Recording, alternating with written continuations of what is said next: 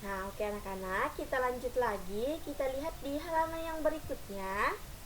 Nah, di sini Ibu mau bertanya, bagaimana di tempat tinggal kalian? Apakah kamu juga menemukan permainan sejenis engklek? Nah, kemudian disebut apakah permainan tersebut jika ada di daerah tempat tinggalmu?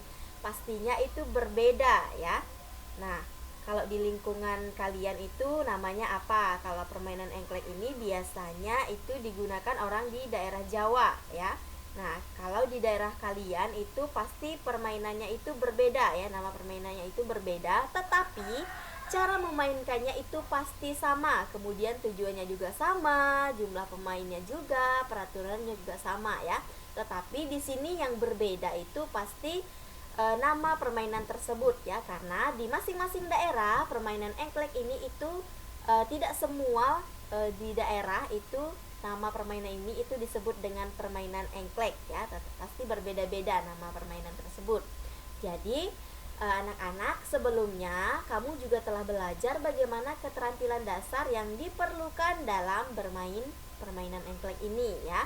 Nah, kemudian apa saja keterampilan dasar tersebut? Nah, kemarin Ibu sudah menjelaskan kepada kalian apa saja keterampilan dasar yang harus kita kuasai atau kita ketahui sebelum kita melakukan permainan engklek ini.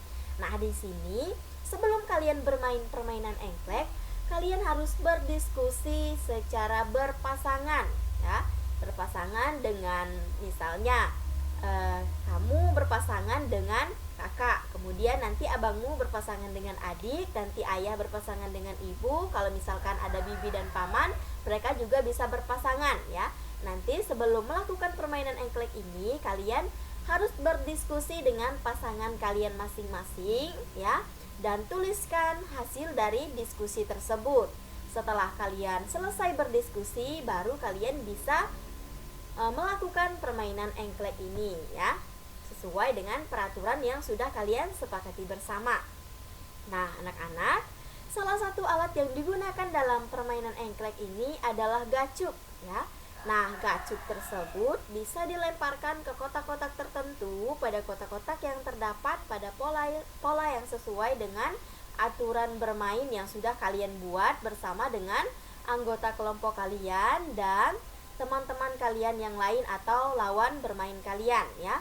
Jadi di sini kalian bisa menggunakan gacuk ya. Nah, gacuk itu kalau di daerah Ibu misalnya kalau kalian tidak punya batu bata, atau misalnya jangan batu bata, menggunakan batu yang bentuknya misalnya ada yang segi 4 atau ada yang berbentuk segitiga juga bisa. Kemudian selain itu kalian juga bisa menggunakan kayu. Nah, kayu itu yang berbentuk persegi 4 ya. Jadi kalau kalian menggunakan kayu yang bentuknya persegi 4, kemudian jangan gunakan atau jangan ambil kayu itu yang ringan ya, tetapi kalian ambil yang sedikit berat ya. Jadi dia ketika kita lemparkan kayu tersebut dia tidak melayang ya, tidak melayang dan tidak keluar dari kotak permainan yang sudah kita buat tadi atau yang sudah kita gambar. Misalnya permainan ini kita bisa lakukan di dalam ruangan. Nah, kita bisa menggunakan kapur tulis atau bisa kita menggunakan spidol ya untuk kita membuat petak-petak tersebut. Nah, kalau di tanah ya, kalau kita bermain di lapangan, kita bisa menggunakan misalnya kayu atau tongkat untuk membuat garis-garis atau petak-petak ya, sesuai dengan permainan tersebut. Nah, kemudian di sini pada permainan kali ini kamu akan mempraktikkan memindahkan gacuk dengan menendang. Nah, perhatikan penjelasan dan peragaan dari gurumu. Nah, di sini Ibu akan menjelaskan kepada kalian ya, Ibu tidak memperagakan secara langsung ya. Nah, Ibu hanya menjelaskan. Nah, selain itu kamu akan bermain engklek dengan pola petak yang berbeda-beda. Nah, itu sesuai dengan pola petak yang kalian buat bersama dengan tim atau bersama dengan anggota kelompok kalian dan anggota lawan kalian dalam bermain petak tersebut atau bermain permainan engklek ini tadi ya.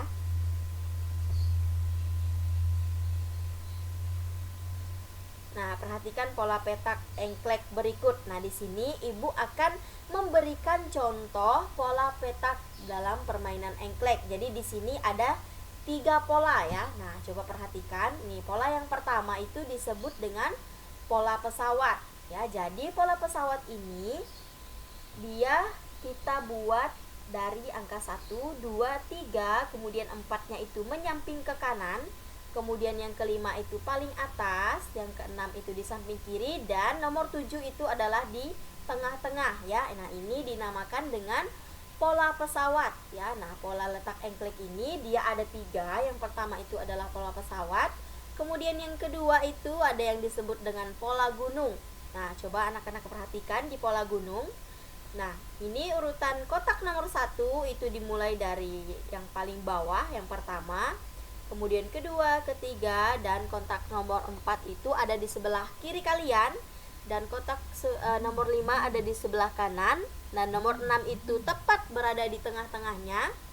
Dan nomor 7 kita buat lagi di sebelah kiri satu kotak, sebelah kanan satu kotak. Dan yang terakhir, yang paling atas sekali ya, di paling atas itu nomor 9 ya. Jadi nomor 9 itu kotaknya berbeda, dia tidak berbentuk persegi 4 ya, dia lebih besar bentuknya.